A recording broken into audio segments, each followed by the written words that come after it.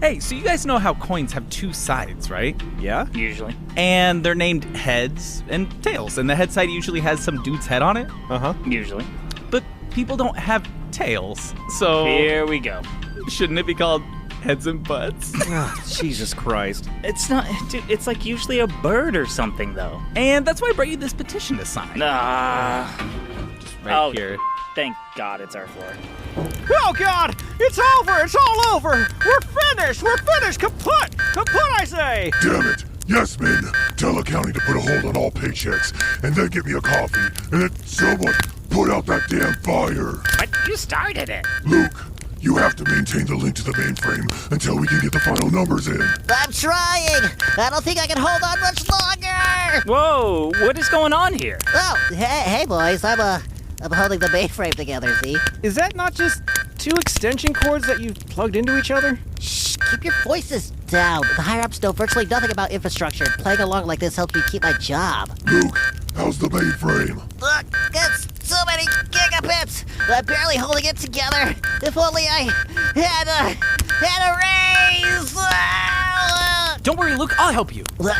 No, I'm fine. Were you not listening? No, Luke, what is with the alarm? What's going on with the boss freaking out? No, BlizzWiz launched some game and it's not going well or something. I don't know. I've been too busy pretending to be busy. Ooh, it's launch day for Diablo Immortal. Nice! Wait, no, who's BlizzWiz? The guy there with the silly voice. You know, he runs Activision Blizzard. You mean Bobby Kotick? No, he's just a stooge. BlizzWiz is the one that really runs things. Yeah, he's on the Shadow Council. He's one of the boss's bosses, remember? I don't know, probably. I can't believe this is happening! You're in for it now, the boss! This is all your fault! Yes, of course, sir. How could a mobile game launch of one of our most beloved IPs go this badly? I was promised the whale hunt to end all whale hunts, but instead, 99% of these slack-jawed screen tappers are somehow playing the game for free! For free! Well, Not to mention our meta score is in the toilet, and we're the most hated company in the gamosphere now. You assured us you had things under control, the boss, but they're laughing at us. They're laughing! The rest of the Shadow Council will not be pleased to hear about this. But the simulations were ran, the numbers were crunched, even behavioral psychologists were hired. Everything pointed to record-breaking profits and near crippling video game addiction levels. I don't understand what happened. Well, you better figure it out.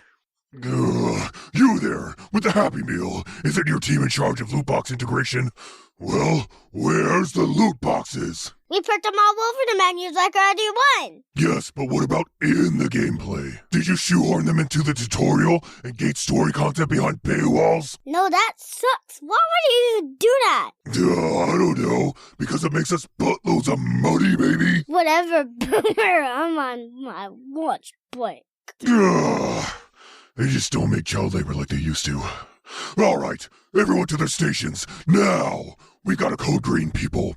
We missed our projected target of loot box sales, and if we don't course correct immediately, this launch is abort.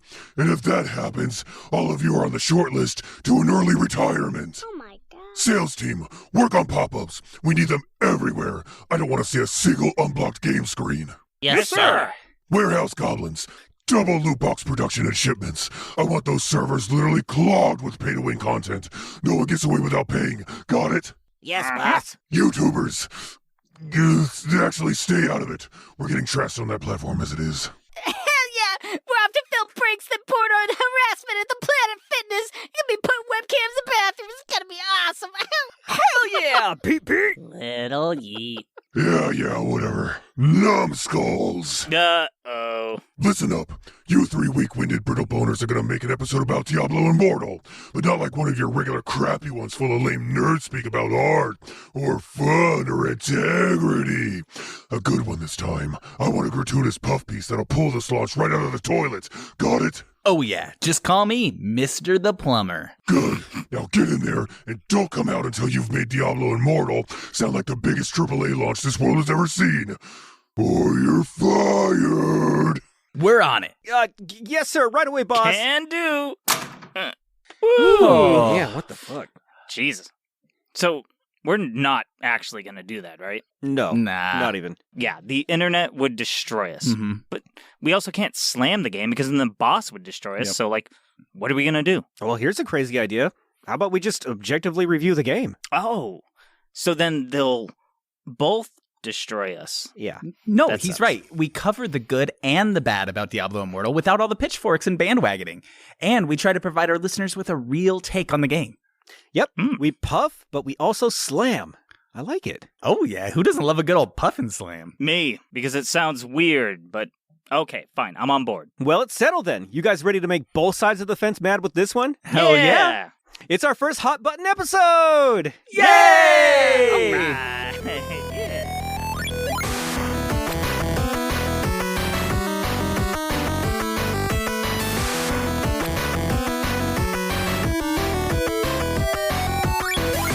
Hello and welcome to GameCorp, the best damn podcast this side of the video game dimension. We are your hosts. I'm Cowboy. I'm Jake. And I'm JB, a.k.a. Checkered Bane. Checkered Bane. Bane. You must kill Diablo. Jesus. I am Checkered Bane. Have you seen my That shit daughter? totally did not register. Usually when you say something, my mind melts a little bit, and I'm just like, oh my god. But that one hit me with a 2 in my ones and zeros. I fucking shut down for a second. Right. I just heard checkered brain. Checkered Bane does that. You know what? Checkers The brains. sky exploded and I fell into a dungeon. That was in the last game. I really continue to hate this pattern that you set. All right. In today's episode, we're doing what the gaming industry is too cowardly, That's right. too gross to do. An honest review of Diablo Immortal. Hell yeah. That's right. We're Oh. talking about the good. We're talking about the bad. And are Yeah. we talking about microtransactions? You bet right, we your are. bippy. But hey, Bet this your one's not bajimbo. colored with money or reviews or back-end bribes, baby. We're going to tell you an honest review, good and bad. Luckily, the stakes are stacked against us in both directions, which just puts us right in the middle to be impartial. Right. It works out. Otherwise, we would definitely be biased and leaned either way that we get paid or pressured. Oh, absolutely. If some fat cat dropped a stack of money on our desk and said, hey, give this baby a 10. I'm sorry, guys. I'd give it a 10. yeah, we're I just literally would. just in that We are homeostasis. Honestly, we're waiting to sell out. And Yes. on Those that damn note, fat cats. are you guys ready for a little bit of trivia? Oh. Yes, I love trivia. Wait, was that the first question? Oh, yes. Shh, the music. You're ruining my groove. It is You're ruining drums the groove. Accompany me. Accompany me.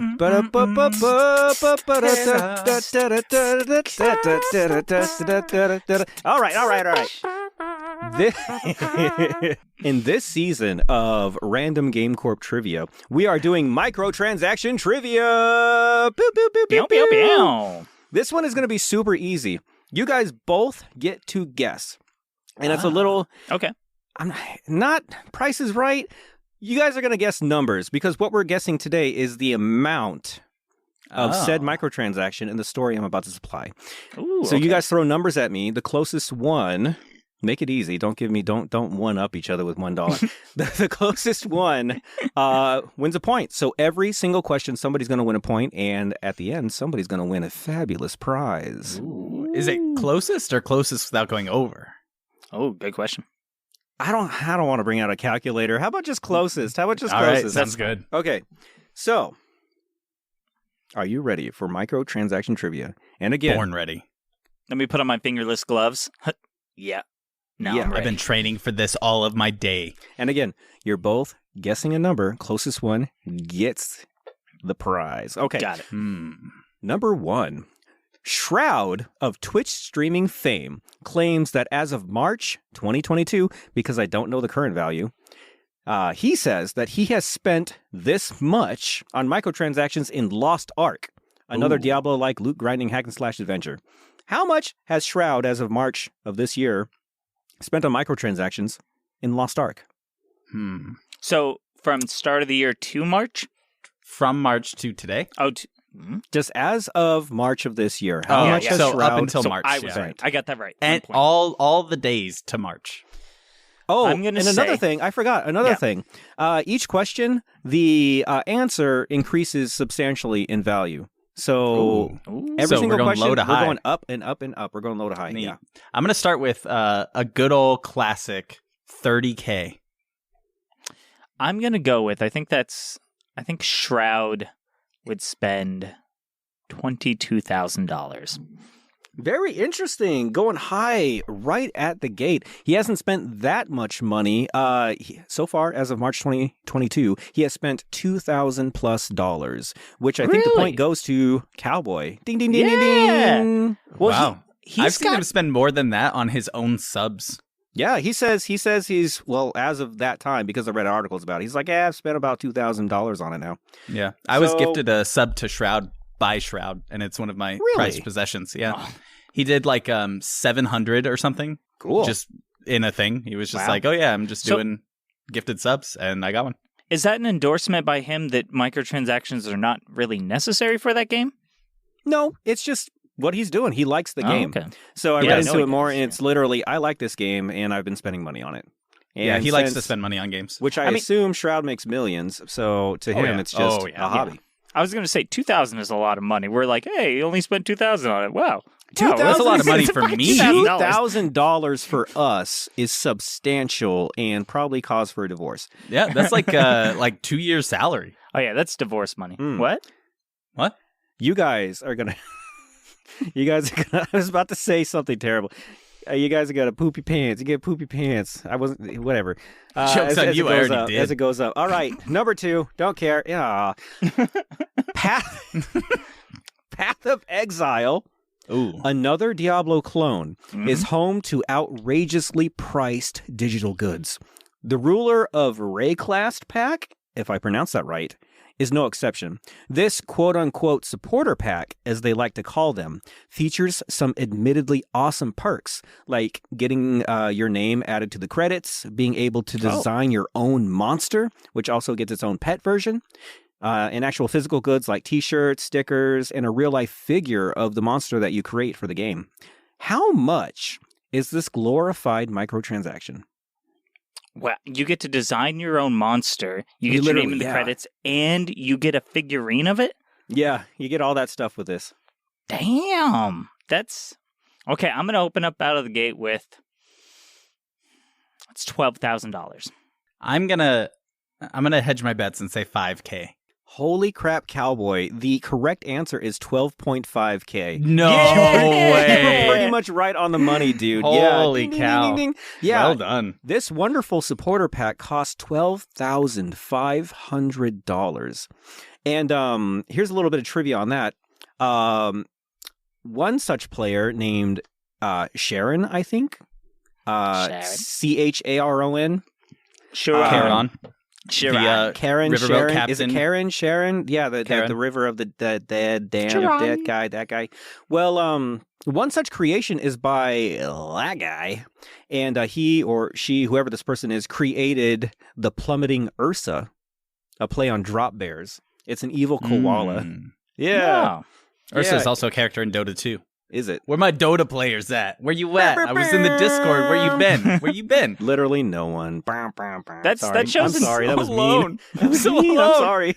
That was integrity for them not to just go straight for penis monster. Like it takes a lot of grit. I to wonder not if there's do that. stipulations for $12,000 though. If I drop $12,000 on a fucking digital pack, they better let me design that penis monster. Yeah. All right. I'm going to get an artist in there and need more So, balls. We're already at $12,000. It only goes up from there. Yikes. Question the third. Star Citizen, the infamous sci-fi spaceship flying forever alpha release, has quite the reputation for conning star-eyed gamers into purchasing digital property and ships that very well may never even come to fruition. One such bloated DLC is the Legatus, I'm going to mess up all these names, Legatus 2951 pack, which boasts over 100 different high-tier ships to add to your armada. The kicker is, you will have to have already spent $1,000 in order to even see this fucking pack show up in the digital store. For this one, I'm even going to give you a hint. They're money gating the money gate. Yes, they are. Yes, they are. They won't even show this pack to anyone unless you spend $1,000, dude. You gotta It's like spend that money old to joke. spend money. Okay. It's like that old joke about putting like a border wall, and it says what you should do is put 3 border walls, and on the second one you say wall 2 of 10. Yeah. You know, Okay. it's like that. All right. We're in a trivia here, buddy. For this one, I'm going to give you a hint. The first Legatus pack, released in 2018, was sold for $27,000. The 2951 pack is the newest version, the newest of 3. Okay. How much money do you think the Legatus 2951 pack goes for? 29,051. Oh, that's good. I'm gonna say. I'm trying not to one up. Don't do it. Let's say I'm gonna say 45,000. Ooh, JB comes in with the win. Ding, ding, ding, ding, Yeah. ding, ding. Wait, no, that's 40K. you. 40K. 40? I was going to say 30 was my original guess. And when you said 27, I was like, oh, I can't just do 30. Like, that's so close. No. 40K, man. The 40K. Legatus pack 2951. $40,000 for 100 high-class digital ships in Star Citizen. And 1 manual analog ship to be delivered to you at some point in the future, right? Yeah, absolutely. Obviously. Whenever the game Obviously. releases. Obviously. When the game releases. Real wink. ass ship that works. Okay. Number 4. Allow me to tell you the story of poor Betty Sue Higgins, professional gamer and embezzler. Oh. Betty Sue was just a regular gal with a job, a house in foreclosure, and a crippling addiction to the Facebook games Mafia Wars and Yoville. Okay. Yeah. From May 22nd, 2006 to September 9th, 2010, Higgins wrote hundreds of fraudulent checks from her employer payable to Zynga, the developer of her favorite games. Zynga. Yeah. How much did they do? How much did they do? I don't know why I went there. How much did poor Betty Sue embezzle in the game? $69,420. I'm going to give you a hint so you can guess again. We're in the 6-digit range now, boys. Holy crap. 125,000. 100,000. $169,420. Ding, ding, ding, ding, ding. JB takes the win for number 4. The correct answer is $166,000. Well done. It's 2-2 now. How close? 166,000. Yeah, poor Betty Sue. She embezzled them for herself? Yeah, so over the course of from 2006 to 2010, she wrote hundreds of checks. She put the director of the company she works for's name on it, hundreds over the years. And she took some for herself, but it's estimated that she took $166,000 payable to Zynga to play fucking Facebook games. Mafia Wars and Yoville. Yoville? Yoville? So just so she could be the best. She didn't withdraw the funds. She just wanted to fucking rock at it. She wanted to be the That's best that there ever crazy. was in her Facebook group. Yeah. $166K, and it goes up from there. All right. Question 5. Before NFTs, there was Entropia Universe, a Swedish... There sure was. Oh, you know about it. A No, Swedish... I don't. God damn it. A Swedish-based MMO whose in-game economy translated to real cash money at an exchange rate of 10-1. That's right. You could literally make money playing this game, and that's what many people did. In 2005, a man named John Jacobs dropped a massive 100,000 real dollars to buy a giant piece of virtual real estate and created Club Never Die, a bustling must-see destination which includes more than a dozen biodomes, a nightclub, stadium, and a mall where other players flock to spend real cash on virtual goods and services. In fact, Jacobs was making around $200,000 in annual revenue just from owning and maintaining Club Never Die. Eventually, he sold off the club and the asteroid it sat on. How much money did this man make selling Club Never Die? Well, I know the answer to this because I know that man. That's John Jacob Jingleheimer Schmidt. No, right. And his low-hanging name fruit. You had to go there. is my name too. That's Cowboy's middle name. And so, You know, it's crazy because whenever me and Cowboy go out, people always shout, there goes John Jacob Jingleheimer Schmidt. No. and so I, John Jacob Jingleheimer Smith, sold that business for a whopping $375,000. Yo, that is crazy because I sold it, John Jacob Jingleheimer Schmidt, for a solid $1 million. I have to do the math. Oh no, hold on. Oh my God, it's in between? It's in between. I mean, it makes $200,000 a year. Like, that's an investment. You buy it for $1 million, 6 years, you made your money back, and then it's all profit. 2 solid guesses, but Cowboy takes the point. Ding, ding, ding, ding, ding, ding, ding. Yeah! With a difference of $260,000. You weren't close, but Club Never Die was sold for $635,000. Dang. You sold it too low. That is, I know, right? That is virtual. You could have made $1 million. He could have. That is virtual freaking real estate. That was a huge macro transaction. A fucking digital macro transaction for $635,000. And it only goes up from there. There's another? I have 2 more questions, dog. Oh my God. All right, so I think it's 3-2 right now. All right, number 6. Stephen Barnes, a 59-year-old appliance store owner, an absolute mega whale, recently led a rebellion against Japanese developer Gree's Modern War. Stephen Barnes, appliance mogul by day, and clan leader by night with a C. Okay, thank you very much for that clarification. Convinced 144 different Modern War teams to boycott the game altogether, ceasing their unending flow of money, and demanded that Gree make some needed fix to the game before they would jump back in. Surprisingly, Gree relented, and direct talks ensued. Just how much do you think Stephen Barnes has dumped into the game Modern War over his 4-year gaming career? What the hell is Modern War? It's a mobile game, I think. Just a mobile game. The fuck? Okay, I want to say he's a mogul. And mogul sounds like million. And I bet he dumped $1 million into it. Well, that's what I was thinking too, because not only is he a mogul, but he's also a mega whale. And I don't think you get a mega whale. I don't think you get your mega whale license until at least $1 million. So I'm going to say 1.25 million. Ooh, I feel like that was a Price is Right move, man. I mean, it's a 250,000. Yeah, he jumped. Okay. Well, JB takes the point. Ding, ding, ding, ding, ding. Hey. Stephen Barnes has spent $2 million so far in the game Modern War. He spent so much money that he got to strong-arm the developer into making changes. And I would. Yeah. Wild, right? I'm right? like, At what point? I don't care about this game anymore. Please pay me. At what point as a consumer do you get to just tell the company, no, do it this way, right? I think when you've dropped enough money that you could be the primary stockholder. Yeah, I you're basically an investor, just in a weird way. Yeah. It's like, hey, if I pull out, your company goes under. Well, technically. Yeah. All right. I think it's all tied up, dude. I love it when it's this close. Oh, yee.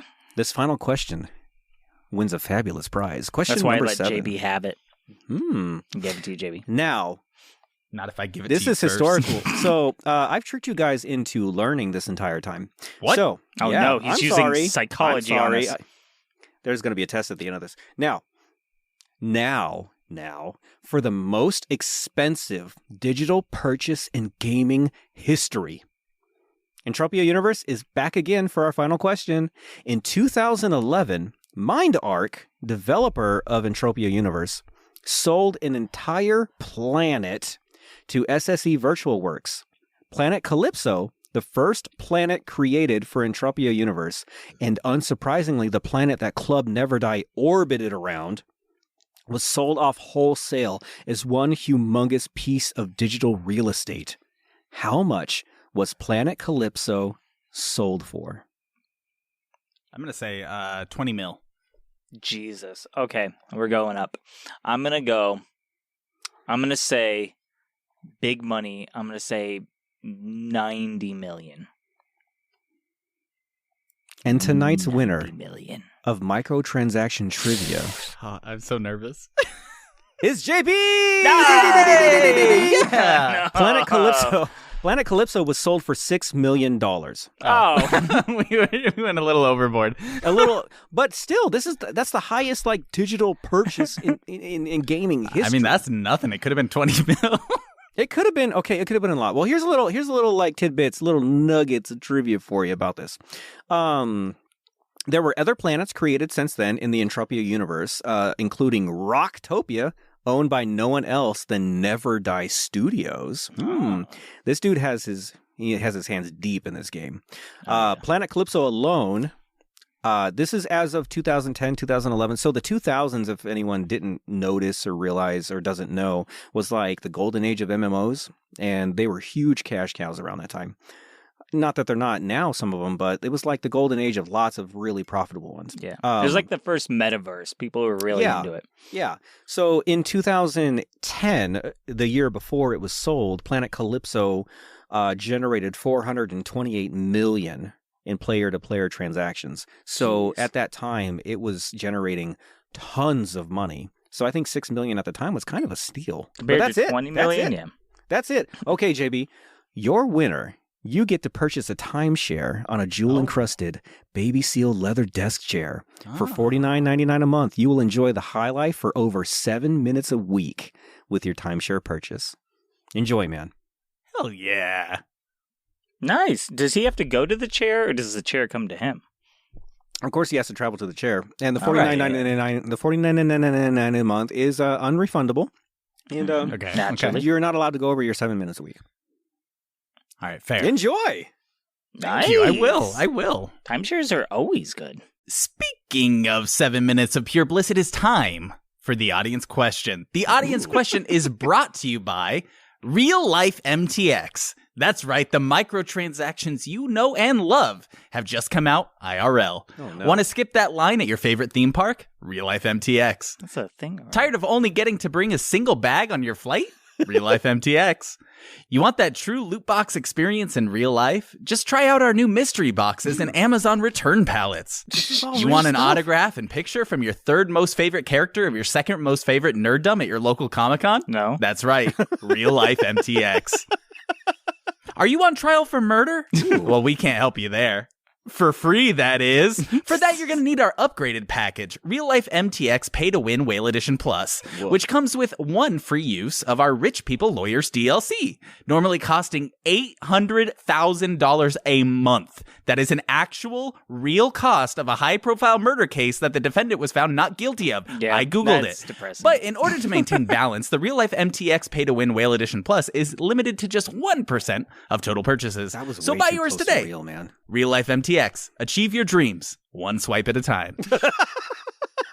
Last episode, we asked you which cryptid would easily work their way up the chain of command at Waffle House. Oh, this question. From Facebook, we got Chris Canby, who comes in with the Mothman. I mean, simple. I think that's a simple, like, honest and correct answer. He's a total brainiac, and he can predict the future. Yeah, I feel like the lights would... The lights? The lights, though. Oh, he's up all night. The lights. I mean, he can run the night shift. That's true. Yeah. But the lights, though. The lights, though. Rory says El Chupacabra, the goat sucker himself. I've seen the Chupacabra at Waffle House, except he wasn't working. He was eating Eggs Benedict, which I thought was weird. Oh, the old 3 a.m. throat goat special. Yep, the throat goat. And Tiffany Fleck says the Skinwalker. I get it. What's the Skinwalker? Skinwalker is a super spooky. It's kind of intrinsic in like native folklore. It's a really bad person who gains witchy powers and can also like shapeshift into a dog, but is never a healer. But Google it. It says specifically it is never a healer. Never, dude, ever. that's Waffle House, dude. Not they all once. look like they're terrible people. And they have never healed. Not once. Yeah, they've never healed me. I've never felt better leaving a Waffle House. I've always felt worse. That's true. And then moving on, we got Tom, who says the Loveland Frog. Using its powerful jumping skills, it would be an unmatched member of the waitstaff as it bounds over tables and counters. I love the and why. I like the and why. The and why is important. It is. It really is. It's totally practical too, right? It is. It's hopping between tables. I like it. And one thing I've noticed at Waffle Houses is they always have a fly problem. So you have a little frog there. Oh, yeah. It's perfect. It goes a little licky sticky. You know what I mean? Boom. And all my food comes out like covered in the slime anyways. Right. And so it wouldn't really be a problem. Everything's smothered and covered. Mm-hmm. Oh, yeah. Your hash browns, the floor, the bathroom, the waitstaff. Yep. The Loveland Frog. Yeah, it's all. Yeah. Metroid Mike comes in and says the Fresno Nightcrawlers. And those are just pants. They are. What? Okay, so I thought that was that's- his nickname. No, that's one cryptid that I had I didn't know about it, and I looked it up. It's Our fucking lore pants. master? dog. It's just pants. It's pants. Think What do about they a do? spooky. Think about a spooky glowing pair of pants running after you in the forest at night. Terrifying. Look up the pictures. All right, everyone listening, look up the pictures of the Fresno Nightcrawler. It's amazing. It's so weird. It's just pants. It's just pants. It's just pants. Speaking of panting, because when it gets hot, I tend to pant. There it This is. episode, we're talking That was Diablo. smooth. But instead of talking about the newest entry in the Diablo franchise, we want to take it back old school and ask you, what is your best memory from a Diablo game? You can answer our question directly through Spotify, respond to our social media posts, and you can come check out our Discord. Links are in the description. Mine would be when Deckard Cain told me about Diablo. You must kill Diablo. Well, that's you. That's my favorite. Like, when he told me about Diablo was like a good one, but then when he told me I must kill him, that was a good one. That was my best fun. I like when you turn over the skeletons and money shoots into the air for no reason. Like, you slightly move their shoulder and money goes whoop, whoop, whoop, and lands. That's a good noise. Why did that happen? It's pretty neat. Yeah, the original loot box for free 50. Yeah, free loot boxes is the way to go. Knock, knock! Is now a bad time? Yes. Does nobody know what the word recording means? It's in red letters. Shut the fuck up. You know it's never a bad time for a visit from BlizzWiz, our boss's boss, right, guys? Yeah. Oh, vaguely. Come on in. Stupendous! The boss told me you were making a little episode to help put a spin on this whole thing, and I wanted to see what sort of angles you were taking on it. Well, if you're talking about the review, we all decided that the only right thing for us to do is to lie. Yeah, Right down our lie. asses. Yep. Yeah, right? Yep. Right, cowboy? Yeah. Excellent! Excellent! Perfect choice, boys. No need to be honest about anything in business, really.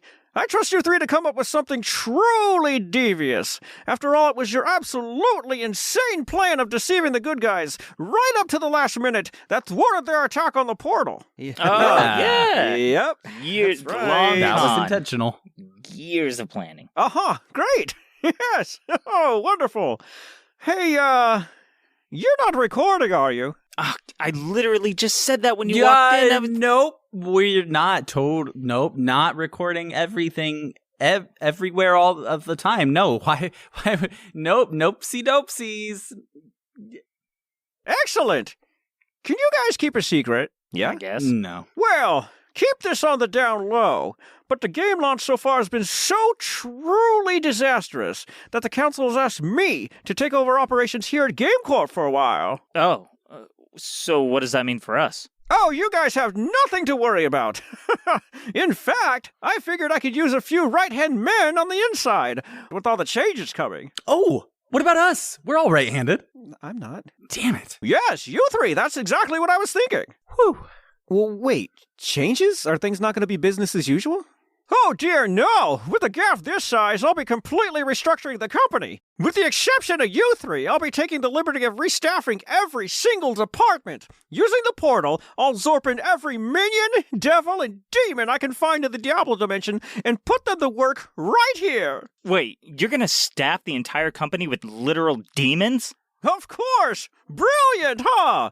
They'll never sleep, are undeniably evil, and love poor working conditions. Wait, what about the boss, though? Well, standard procedure with these kinds of fiascos is to pin the blame on the company head, and then give the higher-ups a good old guillotine show. You're gonna cut off his head? What? No, it's a metaphor. He'll be scapegoated and then ceremoniously fired to make the investors feel better. Meanwhile, I, the one truly responsible, will run things until I can replace him.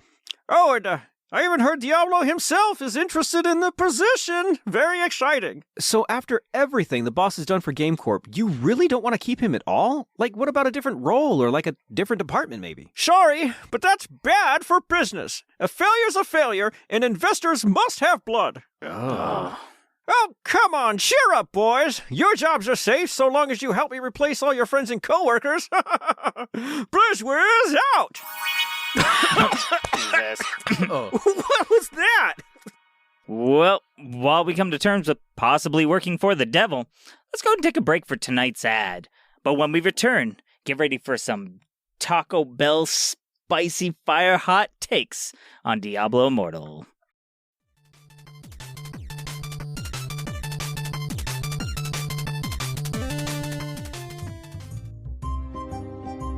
Hello, I'm Don Margarine. For over 50 years, the Don Margarine family has been providing our 100% authentic butter products to houses across the nation. In today's economy, my family has been faced with the task of creating butter products that cater to the needs of our most in need customers.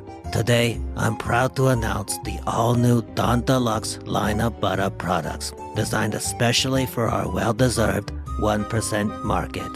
Up first, we have Don Margarine's Loot Butter. Inside every stick of our 100% authentic butter is a chance to win one of thousands of fabulous prizes. I tell you, they have everything packed right here in these beauties. Prizes include things like Robux gift cards, baseballs somehow, free oil changes, custom Don Margarine PlayStation 5s, keys to some sort of car. I mean, it has everything. Up next, we have the all-new Almas Caviar Butter Blasters. Each individually wrapped bite-sized ball of Don Margarine butter comes packed with the most expensive caviar on the planet. Each bite delivers a greasy, buttery blast of sturgeon eggs right to the back of your throat. I tell you, I just can't get enough of their strong maternal flavor. Finally, we have Don's Diamond Class Butter Stick. Each stick of Don Margarine butter is wrapped in gold leaf and sprinkled with real diamond dust. It does nothing for the flavor, but it sure does sparkle. Find all of our wonderful butter products in stores near you. Now, back to the show.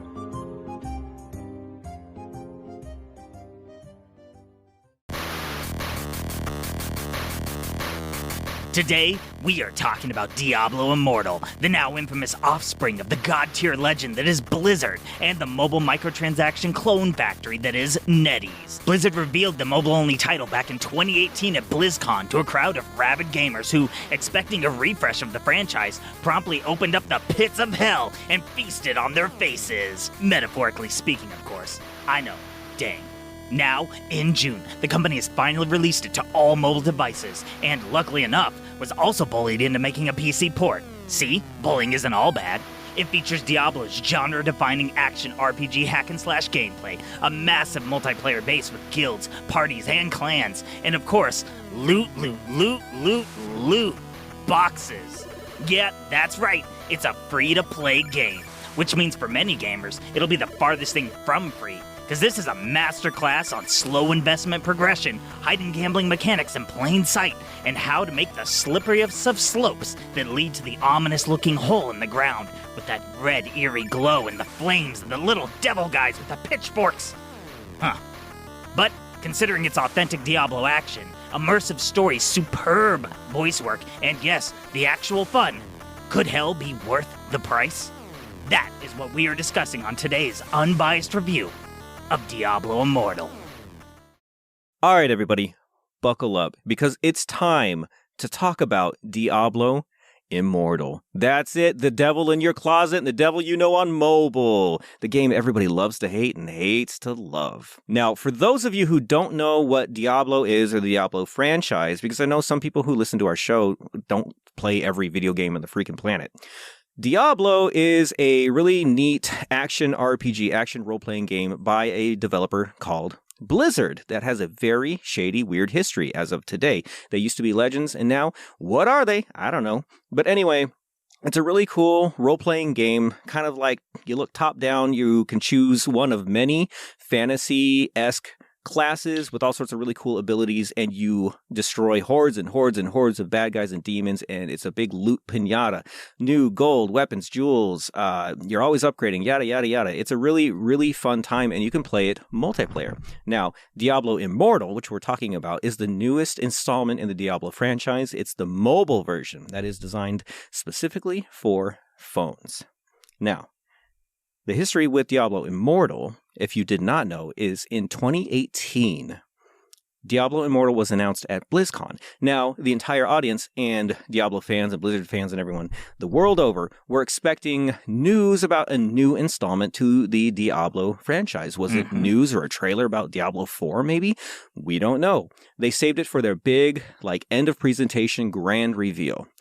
And then they did it. They revealed Diablo Mobile. And the crowd went fucking silent. Went crickets. Crickets. It's one of the few times in any of these presentations where the crowd absolutely just collapsed. Right. And then probably the most iconic quote that has ever been made at a game announcement happened. Yeah. And that quote was, "Don't you guys have phones?" Ooh, and it hurts to this day. It was mishandled. It was weird. And one gamer rise up redshirt hero stood up to the podium, grabbed his mic, and asked, "Is this some sort of April Fool's joke?" Mm-hmm. To a round of applause. And that's where Diablo was left in 2018. Well, Diablo Immortal, it was ridiculed right off the bat. It was hated. It was scathed. Mobile, bad. Mobile, ew. Cue 4 years of pretty much radio silence. Yep. And then, out of nowhere, as if a hellmouth in Southern California opened. That's a Buffy reference. And Diablo Immortal crawled out in June. And now it's here. And now we're going to talk about it. Now, to lay the groundwork for our discussion, let's round robin and say what characters we played and how we played the game. So much like in WoW, I'm an altaholic. So I played every single character except for Crusader. Yeah. And I originally started on mobile, but then I found out they had a PC port, and then pretty much primarily played it on PC with controller. Oh, interesting. So, I mean, I like PC. I don't know why, but if I think Immortal, I'm gonna play PC like many people, obviously. I could tell it was built for mobile, so I didn't mind playing on mobile at all. But mostly PC, mouse and keyboard. I'm classic because I didn't really play a lot of Diablo 3, and I chose the Necromancer because who doesn't love a good evil raise things from the dead Necromancer? I just love the idea. Yeah, with all your spooky skeleton armies. Spooky, scary skeletons. Yeah. And I chose the Crusader because that's the last time I played Diablo 3. I was a Crusader, so I was like, all right, that's familiar. And I played exclusively on mobile using touch controls, which I actually found to be the most intuitive touch controls of any mobile game I've ever played, which is really interesting. It felt so good to actually play on a screen, and I've never experienced that before. Right. And the amount of work it goes into to make it so that you're not constantly missing and pointing the wrong direction. Because I've played bad mobile controls. Yeah. And you have to be really smart about the way to design them so that the user doesn't even notice they're messing up and you're adapting for them.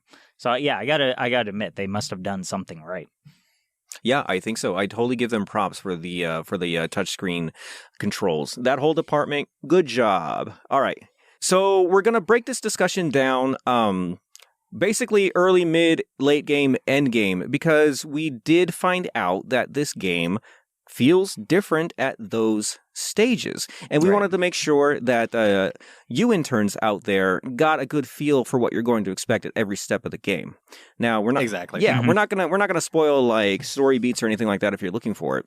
But we found out that this is actually a pretty important distinction in this game, and it's a pretty important way to talk about this game. So let's hop into the early game and let's share our experiences. Early game for me was pretty cool because it was a classic, harken back to Diablo, load up and you create your character. And the neat thing is, for a mobile game, you create your character. Yeah. You do a Sims level amount of customization on the face and stuff. And, as always, ironically, there's not enough hairstyle choices and beard choices and all that, which is what the hell? But I can choose just how exactly high up my nose is. Whatever, I digress. Faces you'll never be looking at. But it's cool that I got to feel like I have a unique individual.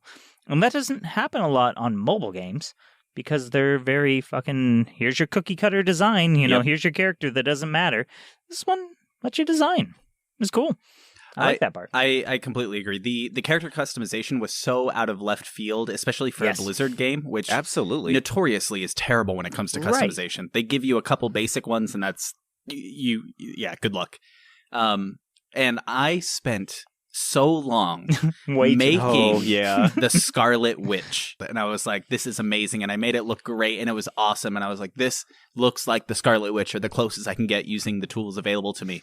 I launch into the game and it only shows up if you go into your character screen. It doesn't show up in the overworld. You can't see your customization at all. Yeah, and I mean, granted, like the portrait kind of takes like an approximate look of your custom character. It depends on how much you customize because it takes like the base choice that you start from, and then that is your portrait, and then any other customizations you make, like changing the hair color, that will not show up. Yeah, and you did yours like completely different than the base model. Correct. With your Scarlet Witch. Yeah. So like it was Okay. I didn't even notice. I must not have customized that much. No, and granted too, with Diablo, you are far away from your character, and especially on mobile, in real gameplay, you're a little guy. You are a little guy, so it'd be hard to see like anything you did anyway, unless you're in a menu. But let's talk about the actual game. So after you create your character, you choose your class, and you get into it. If you did download the HD packs and things like that, I was lucky enough to experience it that way. I think maybe we all did. Yeah, but I didn't know there was an option not to. Okay. Everything downloaded for me before I began playing. Okay. So the game starts, and immediately I notice this is a good-looking game for mobile. Yes. It looks really good. It hits you immediately with that good Diablo 3 look, and it hits you with that beautiful soundtrack. So, as much as you can hate Blizzard, they're really good at art and sound design and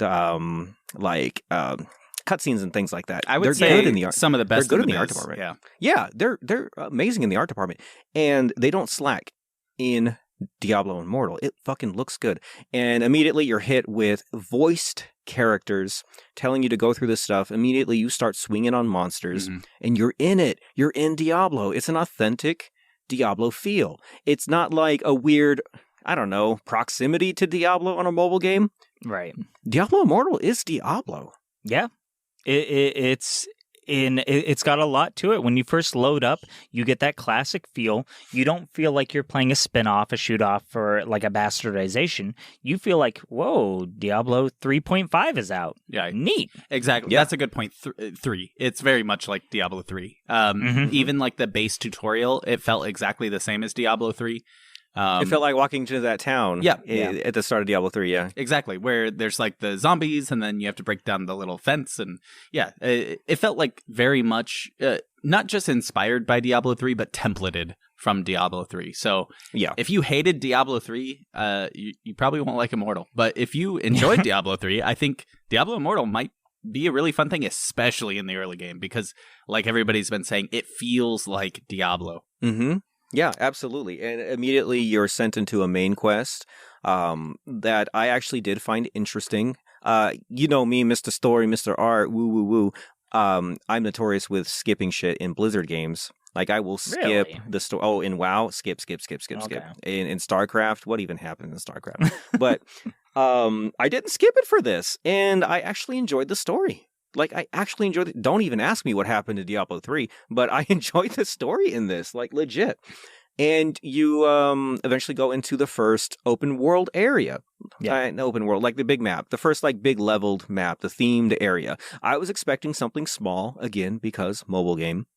But it's not. It's a full area, and it's alive too. This is where you're introduced with a lot of different mechanics and different like social aspects that Diablo Immortal provides. As far as mechanics go, it's alive. There's multiple enemies, there's events, there's hidden layers, there's treasure chests, and there's all this stuff to do in the world, and you're looting and killing, and it's so fun. And then you notice there's other players with you. Yeah. This isn't just Diablo 3. This is like Diablo and WoW smashed together. It's very MMO like, with players in the overworld, with hub worlds, with an active chat, with a party system, and come to find out, you even learn that there's even dungeons that you can run. Yeah, that's a big thing. I want to put a lot of emphasis on this. I did not see this coming. It is Diablo MMO. Like, you need to know it's got all the staples of it. of a massive multiplayer online game, down to the global chat, down to the party finder dungeon raids, blah, blah, blah, down to all that, to inspecting other players as they run by and looking at their gear and everything. It's an MMO, and I didn't hear a peep about that. Like, I didn't even know that was going to be like a thing. Yeah, no, me either. And this really cool social Diablo experience from your phone, it lasts quite a while. Like this high that you run will easily last until around level 30. Yeah. And I guess that gets us into like the mid game, right? Because that's where I think the first real shift comes. And almost like how most Diablos have acts. This is like Act 2, but in the meta context. Right around level 30, the game shifts. And the sort of mobile aspects of it start to come into view a little bit more. So there's lots of red circles to click. There's lots of 99-cent packs and $4.99 packs that you can buy, and things like that start to show up. And, you know, I'm the type of person who I play mobile games fairly regularly, and I can just straight up ignore these things. I'm like, you know, it's one or the other, right? You either have, when you're talking about a free-to-play game, and especially on mobile, the monetization structure is just completely different. It is, because people are not going to spend $30 on a mobile game if that's the initial price tag, because most of them are pretty terrible. And even like the good ones, like when you have things like Slay the Spire, or there's a lot of Final Fantasy games that get ported over to mobile. And they're like $20. And the people who play those games are only the ones who play it on PC or other consoles too. So it's like...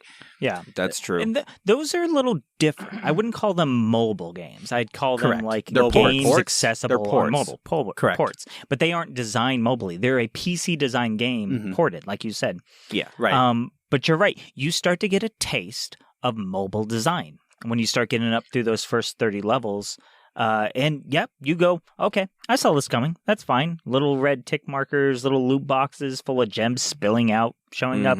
Click, clack, ignore, close, X, fine. It's not bad, right? Like it's not bad. It's not as, at least at level 30, and this is kind of a, foreshadowing, but at least at level 30, it's not that bad. Like, as far as mobile games go, I remember getting to level 30 and being like, oh, that's it? Like, this is so much better than something like Raid Shadow Legends. This is so much better than, and I know I'm going to anger quite a few people out there, but it's better than Genshin Impact. Even like the monetization structures of those games are way more predatory at level 30 in Diablo Immortal. And this is the point too where it introduces more systems as well within the game. You get familiar with the Battle Pass, which there's a free version of it granted to you, which is kind of generous versus some games. There are multiple systems with multiple custom currencies that you start like leveling and things like that, which is classic predatory mobile stuff. Yeah, my little micro quests, I call them side quests you didn't even know you were on. That's true, yeah. But they can largely be ignored. Again, they're in the background. It's like, whatever, man. Like, I'm playing this game for free. I'm still having fun. I can ignore that. That little prompt that popped up, yeah, fuck it. It's gone. Whoever. Or whatever. I want to say, every once in a while, you complete one. It goes, hey, you did a quest. Here's experience and gold. You're like, free stuff? Okay, thank you. Yeah, absolutely. Thanks. Yeah, and the rewards are happy. generous. Yeah. Specifically, the battle pass system in this game is very generous with XP. You can power level easily in this game if you want to. Yeah, I got down because I rolled a lot of alts. Like when the first time I got to level 30 and the grind started, I was like, okay, let me roll another character, and I basically just wanted to find which one I'd end with. And I would get to, I'd get multiple characters up to level 30 in a single session. Yeah, so he went fast. You can really power level if you want to. JB and his lead W key. No game is immune. Yeah. Even if he's on mobile and it doesn't have a W key, he can still go. This is where it also introduces two interesting things also. One, there's a raid mechanic with its own leveling system, which you have to grind to get, which is not that terrible. And it's like an 8-person boss fight. And you can actually like unlock harder bosses and go with that, which is kind of interesting. The other thing it introduces is this game's version of the actual loot box. Now, Diablo Immortal does not have a traditional loot box. You pay money, you break open the pinata, and you get shit. Right. What Diablo Immortal does instead is you get something called a crest, and they have a system called Elder Rifts? Correct. I think it's called Elder Rifts. Yeah, so you pay for these special crests to insert and power up your potential rewards at the end of this dungeon. So there's gameplay attached to it. So if you want to spend money in this game, you don't just open pinatas, you actually run dungeons. And you can run dungeons with friends and stuff like that. And they all powering up their own runs and things like that. And there's a chance to earn good legendary gear. You're always going to earn some sort of legendary gem, which the first time you get one, you're like, this is really cool, and it changes the way my gear does stuff, and it gives me special powers and stuff. Yep. But like the 10th time you get the same gem, it kind of loses value. But in the beginning, you get these legendary gems. You're like, holy shit, I'm getting legendary stuff already. Yeah. And it's exciting. So all of this starts opening up. But again, you don't have to do an Elder Rift. It's completely optional. So if you are interested in the story, in the main quest and things like that, it's still there. The dungeons are still there. The social stuff's still there. At this point, still pretty freaking fun. Yep. You can literally ignore everything in the city. Just go out and continue to follow the golden feet, because this game has a very leading navigation system. You click a quest, it tells you exactly where to go, what to do. Yeah. You follow those, you smash baddies. You get these cool combat skills that are very, I want to say, I thought they were very MOBA-ish. I felt like I was playing Dota or League with the way these skills played, which is good and kind of bad, I guess. But you get to mow down crowds of people with these really fun, really precise kind of skills. And you can do all that without participating in these other systems, you know? Yeah. That was my favorite part. I would just go out into the wilderness and smash bad guys endlessly, even if they didn't experience me up at all. I love beating the shit out of things. Right. And I felt like when I was making different builds for different characters, I felt like a theory crafter or like a min-maxer in a way. It kind of scratched that itch of like, you know, when you're making just an overpowered D&D character. Sorry, Cowboy. Cowboy was our DM, and I made an overpowered paladin multi-class that he made me remember change. him. Can't just enjoy the game. I thought it was cool. Once per day, I could do like 600 damage at level 4. Like, what's wrong Blow with that? all his spells and mana all at once. Like, hey, here's a big ass attack. I'm going to go take a nap. Yep, the boss is dead now, so that's And that's when he made a sandwich and left the table. yeah. So like I got to scratch that itch in a way that's a little bit, doesn't make people hate me. Which was nice. And I really enjoyed being able to like play different classes and say, okay, well, I got this legendary gear that increases my damage over time, so I'm going to build a damage over time build, and being able to switch on the fly based on the gear you have. Like I really enjoyed that part of it. And that's what you get, because you get your first legendary right around level 30. So from like leveling from 30 to 50, that was what I found the most enjoyment in, was getting new gear, changing my build based on the gear, doing bounties and things like that, and just leveling up. I thought that was a real fun time. Yeah, and to summarize, it has the bones of that good Diablo gameplay loops. Yep. Of loot and kill and skills and fun and dungeons. It has all the bones there for a good time Diablo style. Yeah. So from mid-game, from like 30 to 50, that's when you realize your character and it's kitted out. And by this time, this game is generous with legendaries that alter abilities and things like that. By this time, around level 50, you are kitted out in like all legendary main gear. You've socketed legendary gems into them that change your stuff. And this is when the game really turns, right? From that fun Diablo experience, even in the mid game where you can ignore the microtransaction stuff. This is where it gets really grindy, and this is where it really pushes those microtransactions. Yeah, and this is kind of where you've begun to speed up encircling the drain. You've had such fun, like swirling around, that you don't even realize you're going steadily faster towards this like black hole in the middle of what's going to suck the joy out of this, and it's going to turn it into a grind. Yeah.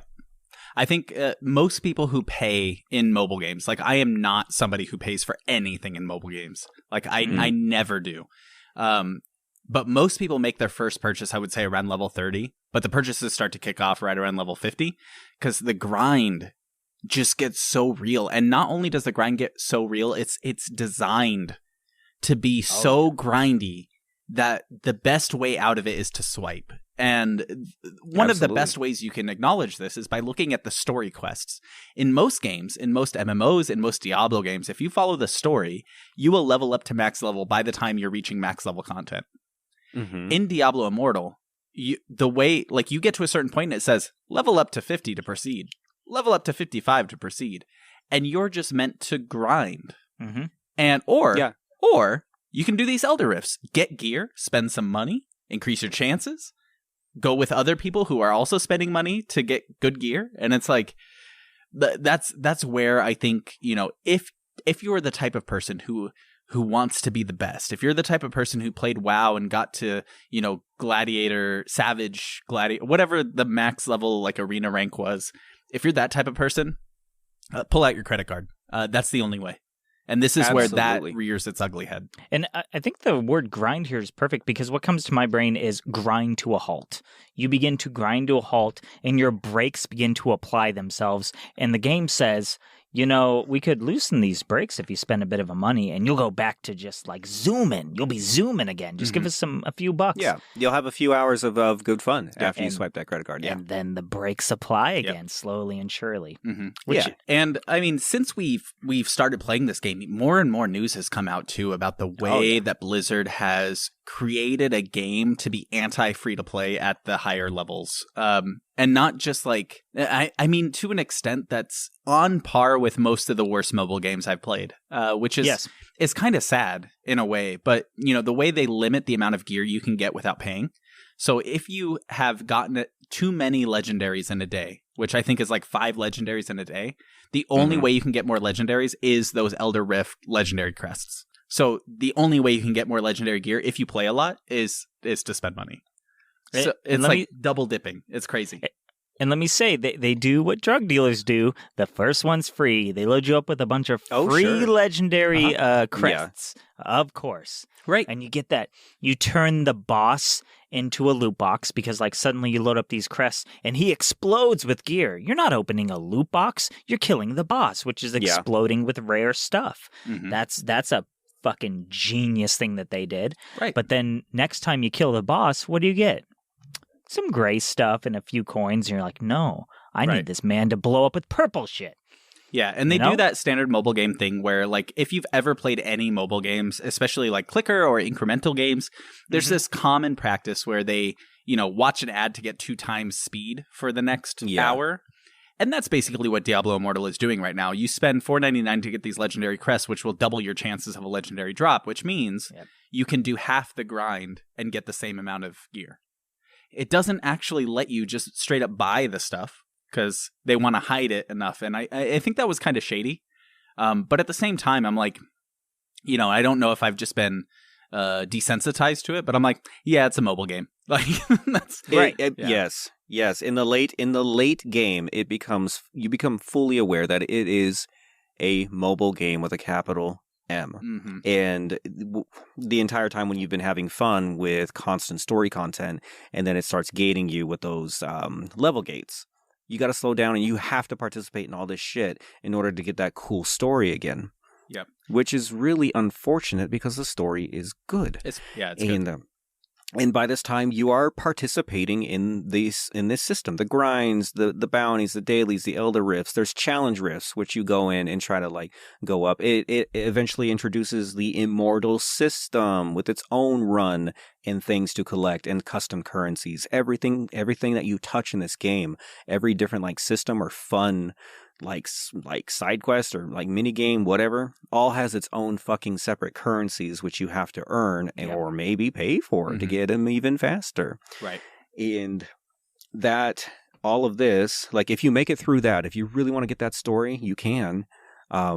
But that brings us to the end game. At level 60, you hit the current end of the story, and it becomes the end game grind. And we are familiar with games who do this, like Destiny. Yep. Destiny has an end game grind, and it's not honestly bad. It's every Blizzard game, right? Every Blizzard game is all about WoW the end does game. it, Diablo, all the previous Diablos, the real game is grinding. Like Diablo 3, you were basically just grinding Elder Rifts, whatever they called them in Diablo 3, but that was the end game, and I really enjoyed the grind.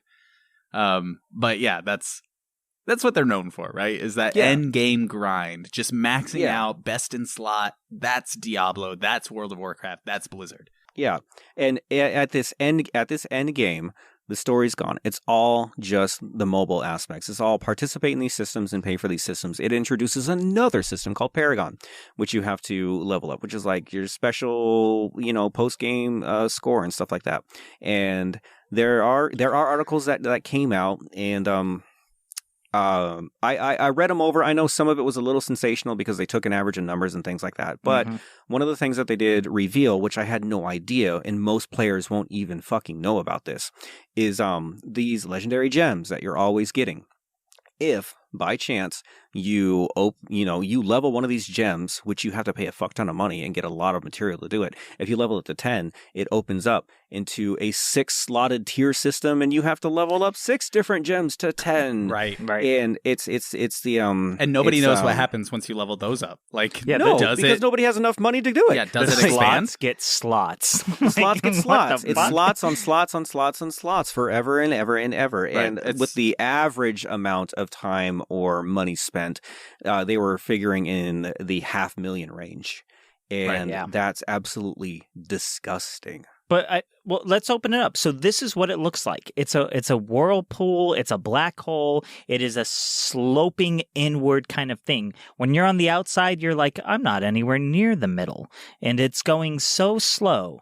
I'm not anywhere near that. You get dragged in, and then it just plummets. If you get to the center of this, you're spending millions. If you get dragged into the middle of this and you become a whale, millions. And they don't care how high you go. It's an infinite black hole of money. Yeah, as of right now, the current estimates, and I don't know how accurate these are, but people seem to parrot them, so I'm just going to parrot them too, is to max out your character, best in slot everything, 5-star gems with 5-star gems attached to them. Everything. Is $500,000 plus, depending on your luck. So $500,000 if you have good luck. Give or take RNG. Right.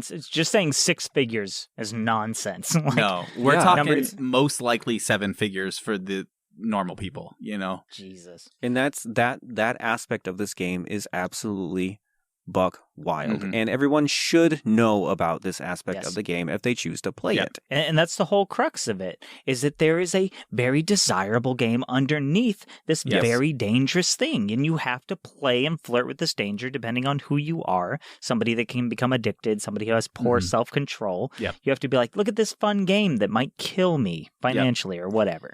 And as like a Blizzard enjoyer, like I like a lot of Blizzard games historically. Recently, they've run into a rough patch, I would say. Morally, their disgusting ethically, business practices aside, historically, sexual they had harassment, all that. Let's ignore them. If you take that mountain of garbage aside, historically, they put out some bangers. And it's just facts. Yes, and I always loved the end game. Blizzard always knew end game. That was the desire. Like when I played games, it was like, oh, I'm going to get to max level, I'm going to raid, right? That's the thing. Or on Diablo, I'm going to get to max level and I'm going to get all these legendaries and it's going to be great and I'm going to do all this damage. It's going to be a lot of fun. I was absolutely disappointed in the end game for Diablo Immortal. And I don't know if it's because they didn't expect people to pay as much as they did, which might be why they added so many layers of microtransactions, because they're like, they never expected anybody to go that deep. Part of me wants to believe that. But I think maybe the developers went, oh, we'll have time to flesh out the end game. But as of right now, it's like you just fight the same boss who has more health. Yep. And the raid is easy. There's one mechanic. You DPS. It pops up on the screen like if you had mods installed and it said, hey, hide behind the rock next to you, dude. Yeah. And you hide behind the rock, you don't die. Everybody else dies because even then they're idiots. Like if you've ever played a mobile, like if you ever played a Blizzard game, you know what I'm talking about. And then you come out and you DPS. It's like Onyxia, right? Was so much harder. We've all seen the stop dots, whelps, left side, handle it. We've all seen that. We've all seen the Leroy Jenkins. We know that. Okay. Yeah. Classic Blizzard, they know their end game. They know their mechanics. They make it difficult enough for the player base. And I don't know if the mobile player base are just idiots, but I was so disappointed. There was no... I gave up immediately. As soon as I noticed that, I quit the game. That was it. I will never play Diablo Immortal again. And it wasn't because of microtransactions. It wasn't because of whales. It wasn't because the PvP is completely unbalanced. It was because there's no endgame content.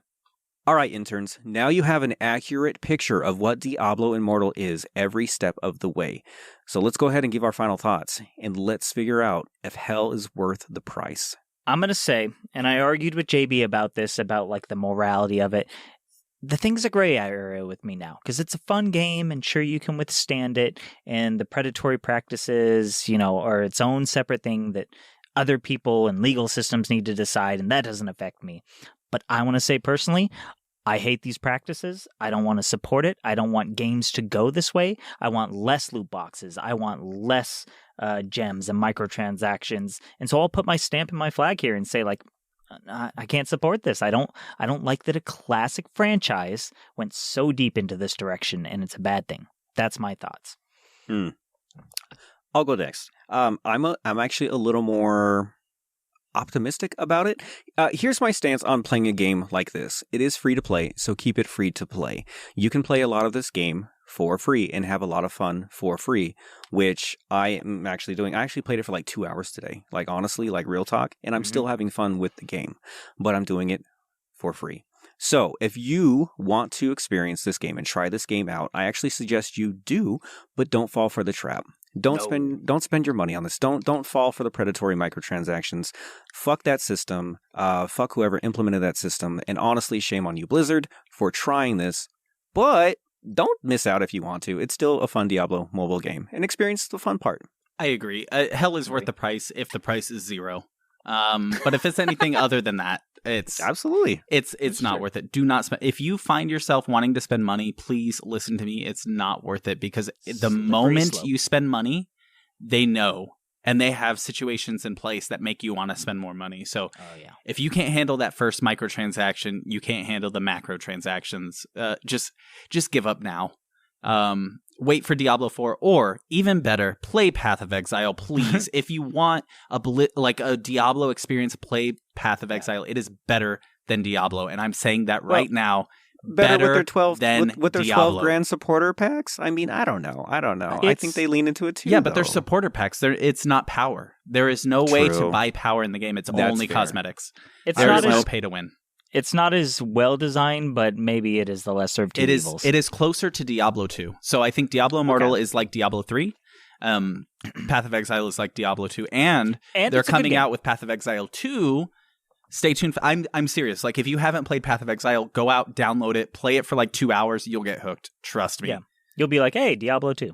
In a vacuum, it's a good Diablo clone. Knock, knock. Hello, fellas. Hey, Terry. Hey, Terry.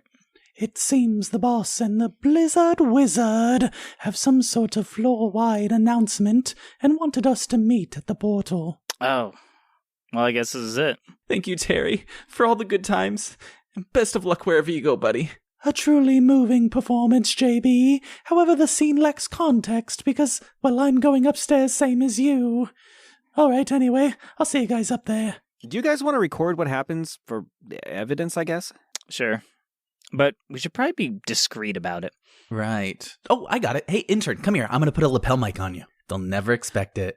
Oh, yeah. I always forget about that. Okay. You guys ready? Yeah, I guess let's do it. All right, is everybody here? Yes, sir. The entire GameCorp staff is present and on time. Marvelous! Well, listen up, losers. Today was quite the disappointment, to say the least. After everything your corporation has been through, after everything it has achieved, for it to fumble on what was supposed to be the most profitable launch in history is simply unacceptable. You may be asking yourself, how does a company like GameCorp, the leading loot box manufacturer and distributor, not to mention seat of the dimensional portal itself, get something as simple as pay-to-win integration wrong? How does the company who stacks the deck deal itself a bad hand? I'll tell you how. Bad leadership and a bad workforce. Wait, what? Yes, you all suck, and that's all there is to it. So I have no choice but to take over operations here and completely restructure GameCorp. I'll try to make it a very easy transition for everyone. So first off, adios, boss. He's gone. Thanks for all the hard work or whatever, but you beefed it big time. So see ya. What? You can't just fire me? Second off, all you idiots are fired, of course. That should have been obvious from the start, as this company is staffed with absolute buffoons. I mean, it's weird here. There's suggestive art all over HR, and some of it's on coworkers. The sales department is constantly drunk, and not in the good way.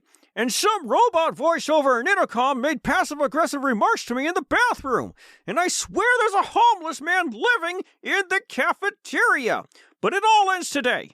GameCorp will be cutting you all a very reasonable severance package of 1 hour of paid time, which you will spend getting your stuff and getting the hell out! Hold on, that's not fair. You can't just... Can, and I will! And, just to make a point, I brought you all up here to meet your own replacements. Step back while I fire up the portal and do what you never had the guts to do, the boss! In just a moment, an entire army of demons, angry porcupines, and whatever else the Diablo dimension contains will begin marching through this portal and assuming all the roles that you idiots failed at. With an overwhelmingly evil army at my command, GameCorp will grab the entire video game industry by the neck and shake loose every penny it has. We will monetize every single aspect of gameplay. Soon you won't even be able to push a button without having to microtransact. We'll charge to pause. We'll charge to play. We're going to bleed the gamers dry of every last cent. Alright, that's enough of that. And I'll just go ahead and seal that up. Holy shit, boss, did you just kick your boss into the portal and then trap him in hell? Yeah, I did. Wow, boss, you just saved the jobs of everyone in the company. I never knew you actually cared about your workforce that much. Yeah, that's because I don't care about you peons. What? Well, then why did you do it? His plan was bad for business. Any boss worth his salt knows why you don't staff your company full of ambitious demons and goat boys. Because they never wear pants? What? No, idiot! Staffing your company with competent go-getters is corporate suicide. Let your guard down for a second and bam! Some up-and-comer will come and kick you into a portal to hell or something. That's why I keep this place stocked full of soft-spined idiots such as you three. It's all about the job security. I don't know why I'm telling you guys, though. Not like you three will ever promote anywhere. Oh, yeah. You're never going anywhere. Oh, yeah, of course. Right. Yep. I need a drink this day off. I'm out of here. Well, that's our show, folks. All's well that ends well, I guess. Unless you're BlizzWiz, because he's in hell. Yeah, and on that note, I'd like to thank Metroid Mike, Patron Saint of Hell, and Chiptunes Master for the use of our theme song, I Can't Break, off of his album, Heart of the Juggernaut. He's in Balefire too. Check that shit out. Donate to all of his things forever. Feed his baby so he becomes big and strong and saves the world. Also, thanks to Inky Danny for all of the hard work with the artwork. We use it everywhere. It's beautiful. You love it. You like it. Look at our artwork. Look at it. And don't forget, we want to hear from you. We want your answers to our questions. We post them on the podcast episode. Look in the description. We got them on Spotify. Yes, absolutely. Go answer those questions. And we want to answer your questions as well. So hop on to our corporate website, welcome to GameCorp.com, and use our Ask Us Anything link. Or, you know, you could just be lazy and send us a message on our social media platform. And while you're there, on our Twitter, on our Instagram, you can give us a follow, right? So you're notified when we post new things, when we post new episodes. It's going to be a great time. And if you do want to, I guess that's fine too. It's not fine. If you ain't sending us messages, you're stealing. You're the 99%. And I, Cowboy, want to thank you for listening so much. All the listens and reviews are amazing. You can actually review us on Spotify. Go back a page, scroll up, click the star, give us however many stars, maybe 5. It helps us so much. I also want to point you guys over to our Twitch, where you can hear us live talking to you sometimes. Possibly not. And to our Discord, where we're building a steady community of growing hilarious people. You can see all those links down in the description. And last call to action, which is good for business, and that's get the fuck out of here. Good night, everybody! Good night, everybody. Or morning. Was that you? Do I need to read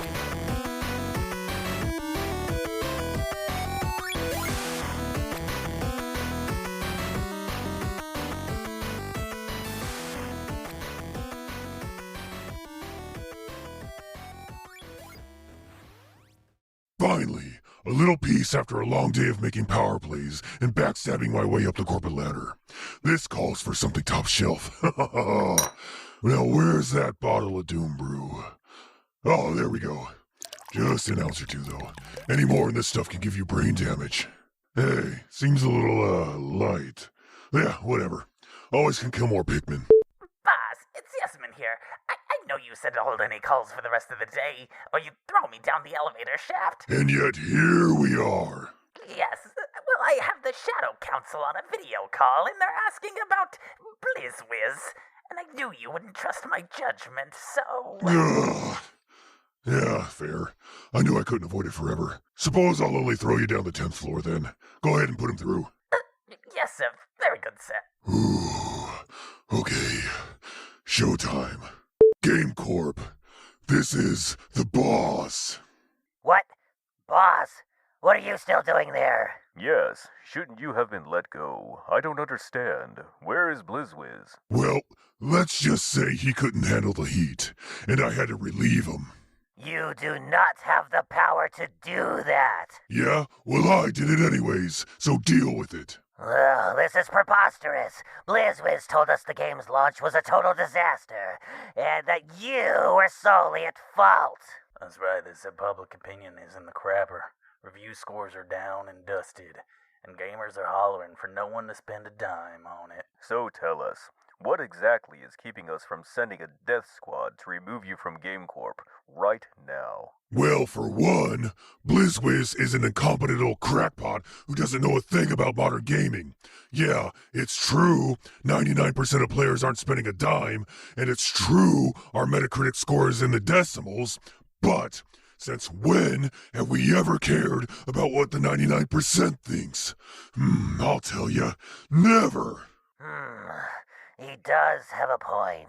The fact is, gamers are hypocrites. Gamers are still playing, even knowing deep down some silver-pocketed dopamine addict is dropping fat stacks just to feel superior to millions of people who don't even care. Even the high and mighty streamers who are calling for our heads are still spending tens of thousands of dollars to ironically prove it.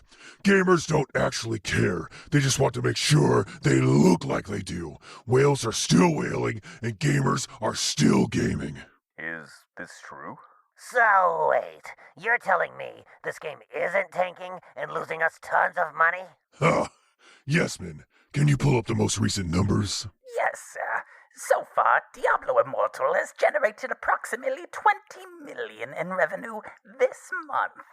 This puts it in the top 20 grossing mobile games. Really? Now, does that sound like a failure of a launch? BlizzWiz failed to see the big picture. This wasn't about making a great game to fix Blizzard's reputation. This was about making big piles of money. That's how you actually fix a company. Well, I'll be. We may have misjudged you, the boss.